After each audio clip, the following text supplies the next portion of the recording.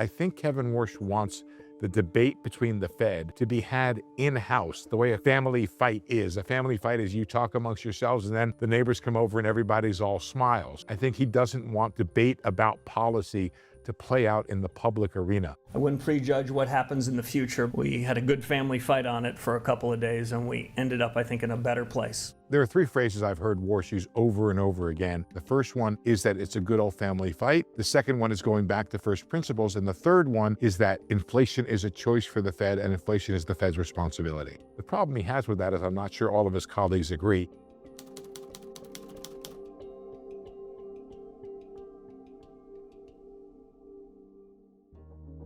Fed speak is the language that is used by monetary policy officials to signal what they're thinking about policy, but doing so in a subtle way, a way that leaves them sort of an out, depending upon how the economy develops. There's a little bit of a debate there about how clear you want to be. Alan Greenspan was known to be much less clear. Ben Bernanke was thought as wanting to try to be quite clear. One of the reasons that some kind of say not to be too clear is people jump on words a little bit too much and you can't move away from it. So by being a little bit less clear, you have a bit more flexibility. Others would say actually communication, trying to be clear is really important. The first principles is this notion that the Fed has sort of veered from its dual mandate of just employment and stable prices. They'll have a straightforward charge. Start with first principles. Ask hard questions. Examine current practice. Consider alternatives. And ultimately propose next steps for policymaker consideration. First principles also means the idea that inflation is a choice and not wandering too far afield from that. I've said for years inflation is a choice. You bet it is. And today I'm announcing that this committee unambiguously and unanimously have decided we are going to deliver on that.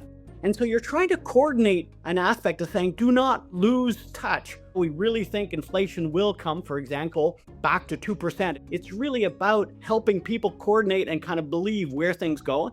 What's missing from Warsh's comment of inflation being a choice and responsibility of the Fed, which is over what period of time?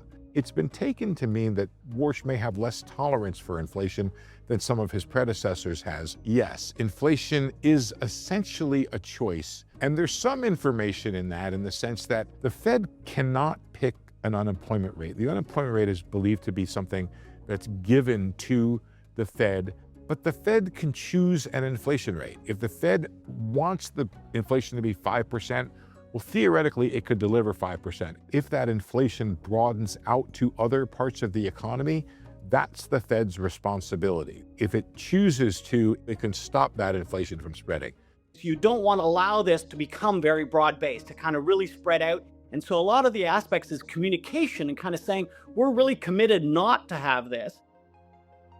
The quick succession of shocks raises the risk that inflation becomes entrenched and inflation expectations become unanchored. When there is a supply shock, there's an initial impulse of inflation that the Fed should not necessarily address. It's a choice as to how much you look through current inflation. In 2021, for example, when inflation was picking up after the COVID period, the market expectations were actually quite subdued. It's as if both the market and a lot of central banks thought inflation wasn't going to last very long. But if you look at consumers and businesses, they started to think, oh no, inflation's going to really move up. And actually, they turned out to be right. What you'd like is if you can convince people this is not going to get any broader. Our wages aren't going to go up because of it, because it's not that our employer is any richer because the oil price went up, so it can't pay anymore. Another consideration is whether the shock is expected to be short-lived or persistent, keeping in mind that monetary policy actions tend to work with a lag.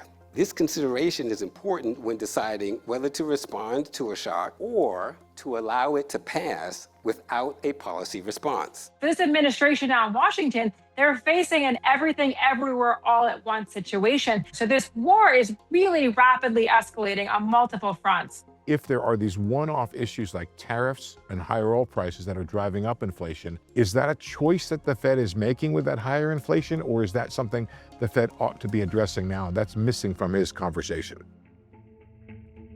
I won't be breaking any news here to suggest I'm quite interested in what's happening in the Middle East. That does have some effect on our day job. You really want to communicate you're really committed to not letting this get out of hand. But if you can kind of get that and make people understand that, then you can let it kind of go through. You don't have to, on top of it, hurt people by increasing interest rates. The increasing interest rates in a situation like this is a painful thing. So if you're paying a mortgage or your car loan or credit card, you're increasing that. When you're looking through, you're hoping you don't have to run through that aspect. If you start seeing it get out of hand, then you have to raise rates later on.